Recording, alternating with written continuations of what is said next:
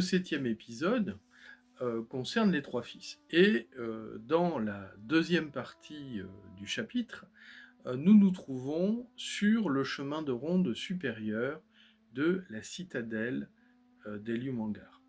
Cette citadelle, qui a été érigée de main divine, est en effet composée de trois cercles concentriques. Je vous les ai présentés à l'aide d'une image générée par IA lors du vol de Libaniel, où on apercevait le plan de la citadelle avec ces trois cercles concentriques. Le cercle intérieur, qui est le plus élevé, qui entoure d'ailleurs la haute tour où se trouve le dôme d'émeraude, et ce fameux chemin de ronde supérieur où se trouve l'élite des chevaliers du royaume. On pourrait se demander pourquoi, dans cet endroit aussi protégé, quand on entend l'élite des chevaliers, on comprendra bien plus tard que l'attaque peut venir aussi du ciel. Mais je n'en dis pas plus.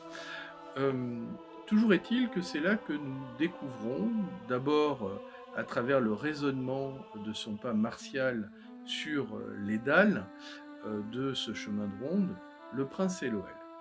Le prince Eloël, je vous avais dit, est de 10 ans le cadet de Meskener, mais pour autant, c'est déjà un homme accompli, d'une musculature impressionnante, un guerrier avec des prouesses très importantes. Et j'avais écrit d'ailleurs un poème que vous trouverez sur le site, les prodiges d'Eliumangar et d'Eloël.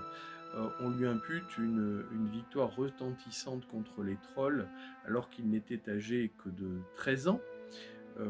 On est alors, 5 ans auparavant, puisque Eloël a 18 ans, et c'est suite d'ailleurs à cette victoire que Eliumangar va donner des responsabilités croissantes à son fils, qui va devenir son aide de camp, puis le commandant des chevaliers du royaume.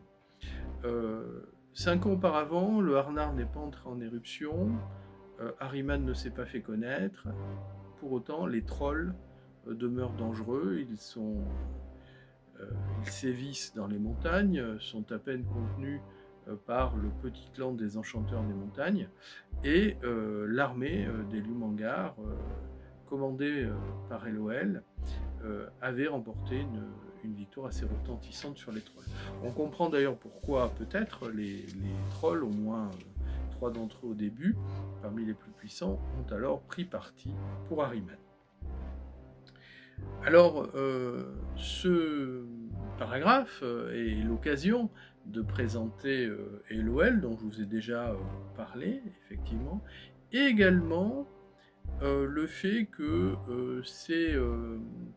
c'est une âme extérieurement très solide, c'est un farouche guerrier, et pourtant contenant le lit dans ses yeux une émotion intense, une expression indéchiffrable que seule la reine Myrla, la mère d'Eloël, pouvait alors déchiffrer. Eloël, on le devine, était probablement l'enfant préféré de ses deux parents, combattant aux côtés de son père, et également protégé par la douceur maternelle de la reine Myrla. Ce qui peut, d'ores et déjà, quand on lit entre les lignes, sembler un peu injuste pour l'aîné, mais suite au traumatisme d'enfance de Meskener,